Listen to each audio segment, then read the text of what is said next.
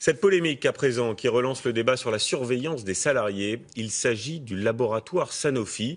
Depuis quelques jours, l'entreprise a équipé les badges de ses salariés d'une puce de géolocalisation qui permet donc de les suivre partout dans les locaux. Les syndicats dénoncent un flicage, la direction, elle, se justifie. Tiffaine de Tricorneau, Ambroise Duché avec Valérie Lucas. C'est un gadget qui équipe les 3000 salariés de ce site depuis une semaine. Voilà le badge. Donc ici on a la petite puce qui permet de nous géolocaliser. Un porte-badge dans lequel se cache une puce électronique. Une fois passées les portes de l'entreprise, elle enregistre en temps réel tous les mouvements des salariés.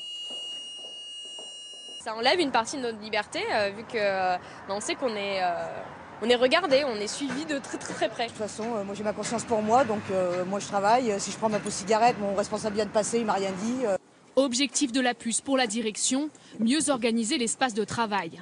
Car sur ce nouveau site, personne n'a de bureau attitré. Chacun s'installe à l'endroit de son choix.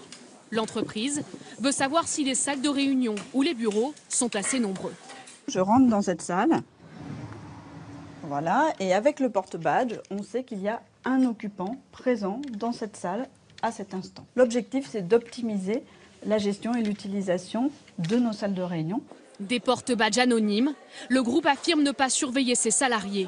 Mais les syndicats craignent l'utilisation de ces données à d'autres fins. Ils peuvent savoir à quel étage les gens vont prendre du café, combien de temps les gens passent globalement à la cantine, combien de temps les gens même passent aux toilettes, enfin tout est calculable. Une polémique dans un contexte social déjà tendu. Le groupe supprime 600 postes en France. Bonsoir Jean-Paul Chapelle. Bonsoir, c'est vrai que le système peut surprendre. Est-ce que c'est légal? Alors, en principe, si la géolocalisation est anonyme, s'il n'y a pas de ciblage personnel, dans ce cas, c'est légal. Que dit la loi précisément? Y a-t-il un cadre? Alors, puce électronique, caméra, téléphone, ordinateur, les techniques de surveillance personnelle sont nombreuses. Et dans tous les cas, l'employeur doit informer les salariés, pas besoin de leur accord, et le déclarer à la CNIL, la Commission nationale informatique et liberté. C'est elle, la CNIL, qui va vérifier que ce contrôle est justifié. Alors, soit pour des raisons de sécurité, par exemple les transporteurs de fonds, soit pour lutter contre le vol dans un entrepôt, par exemple, soit pour organiser le travail. Par exemple, une société de réparation pourra géolocaliser le technicien le plus proche de l'ascenseur en panne. Oui. Y a-t-il déjà eu des condamnations dans le passé? Elles sont très rares, même rarissimes. En 2013, un centre Leclerc a été condamné à 10 000 € d'amende. La direction avait installé des caméras dans les vestiaires, les salles de repos et même devant les toilettes.